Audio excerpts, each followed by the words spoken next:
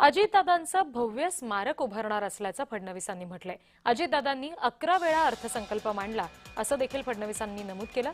आजचा अर्थसंकल्प अजितदादांना समर्पित करतो असं देखील मुख्यमंत्री फडणवीस म्हणाले। फडणवीसांसह एकनाथ शिंदे यांनी सुद्धा अजितदादांच्या आठवणींना उजाळा दिला।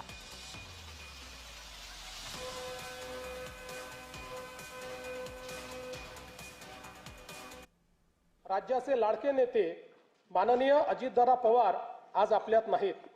त्यांच्या जाण्याने राज्याच्या सार्वजनिक जीवनात आणि प्रशासनात कधीही भरून न निघणारी मोठी पोकळी निर्माण झाली आहे। त्यांनी एकूण 11 वेळा राज्याचा अर्थसंकल्प मांडला। अजितदादा व अर्थसंकल्प हे नाते दृढ झाले होते।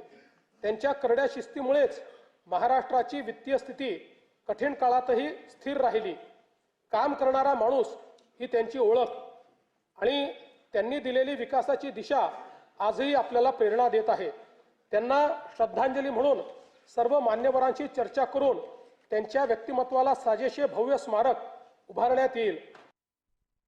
खरं म्हणजे आजचा हा अर्थसंकल्प आपले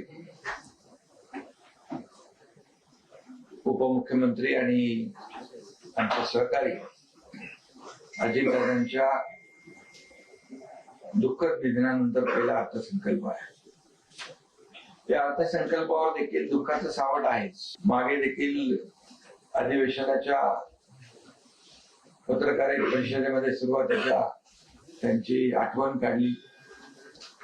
मुख्यमंत्री महोदयांनी देखील आम्ही आणि अर्थसंकल्प मांडण्यामध्ये देखील त्यांचा विक्रम होता।